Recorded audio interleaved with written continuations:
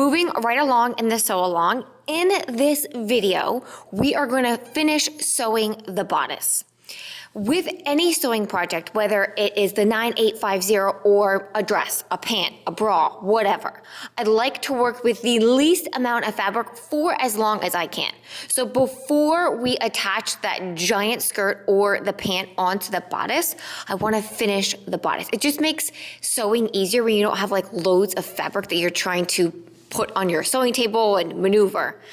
One thing that I want to note is that this hook and eye tape is for a variation that is for one of the DIY kits we did when the pattern first came out. So if you don't have this, it's not in the pattern description as far as the supplies that you need.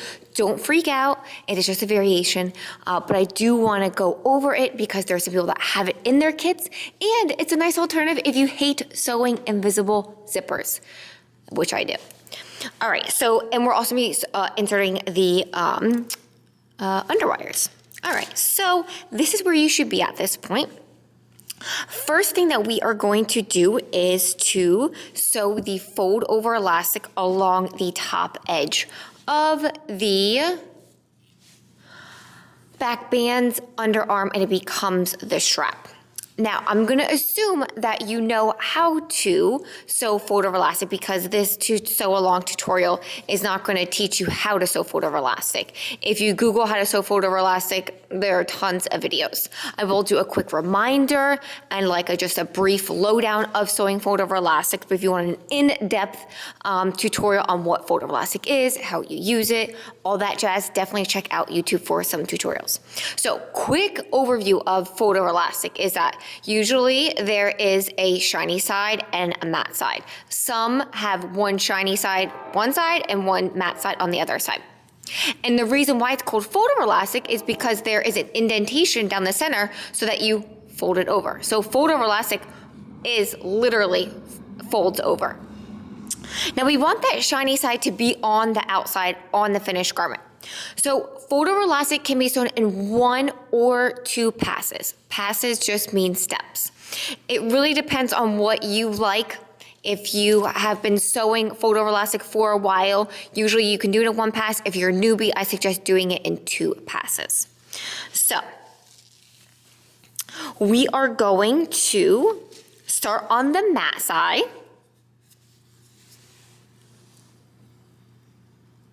And you're gonna, okay, there's tape there, but there shouldn't be tape on yours because this was attached to another one.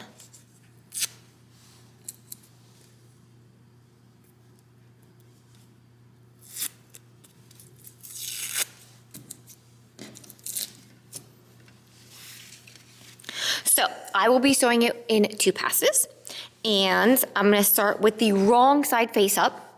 And I'm gonna lay the fold over elastic on top. I'm gonna leave a tail, which just means I'm gonna have this extend past the top edge of the bra cup, about inch and a half. And then I'm gonna sew it all the way down to the back edge. I am not inserting the underwires at this point. It's a question that commonly comes up. We will do that after we sew the fold over elastic.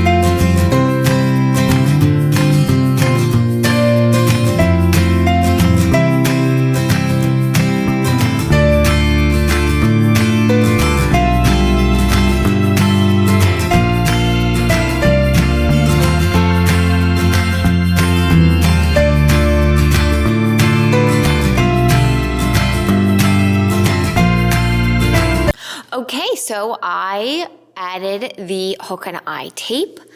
One thing to note about the hook and eye tape is that in normal bra application, now there are rules, but rules are meant to be broken. And in normal lingerie application, you have your hooks and then you have your eyes. And usually the hooks are sewn so that the hooks aren't really visible. You see how the hooks go inside? Well, on this one, we actually did the opposite. And that's just a design detail. We wanted the hooks to go this way instead of that way, so that when we close it, it is visible. Again, just a note that we did not mess up. It is a design detail, and we wanted it to be that way. Now, in the last clip, I said that when you were sewing the hook and eye tape, to be cognizant of where the first hook starts and stops. And as you can see here, this is what I meant, is because when you fold that fold over elastic over, you want it to be in a spot that isn't going to hit the first hook or eye. And then I place it here so that when I sew the skirt on, I have enough clearance to attach the skirt. Okay. So the next step is to turn the fold over elastic back and sew another line of zigzag stitches if you are sewing it in 2 passes. If you sewed it 1 pass, this is already done. But I did want to mention that you can use rubber elastic. So when you sew down the second pass, or even if you're sewing it in just 1 pass, you can encase rubber elastic. This sometimes comes in the DIY kits. We sometimes run out of it, so we eliminate it. But what this does is that it adds a little extra oomph to the strap points. If you are full busted, there's a lot of weight at the strap points, and this is going to be sewn to a ring, so it just adds a little bit more oomph. It's not required, but it is just an add-on that you can do if you are full busted or plus size. Okay, so we will sew the fold over elastic, the second pass. Also, since you're at your sewing machine, I will ask that you take your slider and your strap elastic, and you feed your strap elastic up and over that center bar and then down again. So that is a yes, right? That's a yes. I'm going to show the incorrect way that a lot of people do, and that is a no. See how it's not over that center bar? It's over the side bar. It needs to go up and over that center bar and then down again. You're going to have it fold back, I would say about 1 inch, give or take. That's good. And then you're going to sew a stitch as close to that hardware as possible. You may have to, you will have to move your needle position closer because you can't really get this underneath the presser foot. Maybe you can on your machine, but I always move the presser foot closer, the needle closer, so that I don't have to put it under the presser foot and I can still stitch really close to that hardware.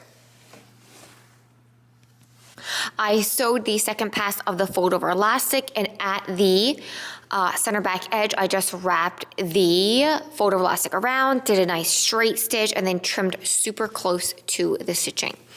Now I went ahead and I did the next step, because it's really easy, is that I wrapped the ring around the strap point, and this is why we leave a little bit of a tail. What I like to call a tail, it just means an extra. It just means the fold over elastic extends past the bra cup. And I folded it back, and then I did a straight stitch as close to that ring as possible.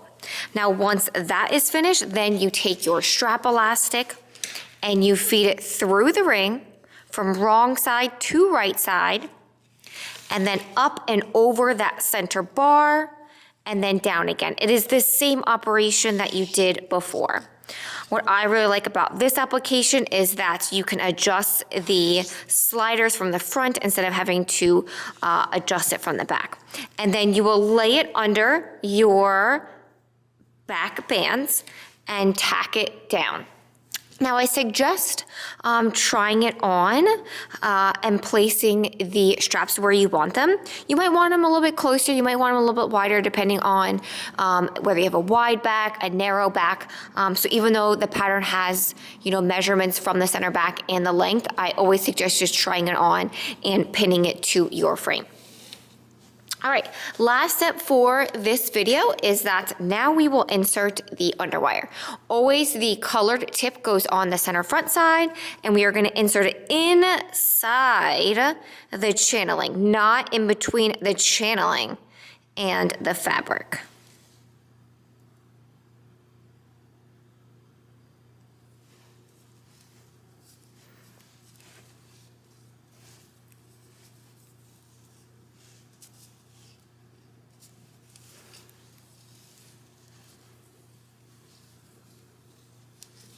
And then with any underwire, you want to make sure that there is a good 1/4 of an inch on either side for playroom. When you have your underwires too close to the edge, that's when they poke out. And then once the underwires are inserted, you will sew a straight stitch across that top edge of the frame so that they don't come out. Just back and forth.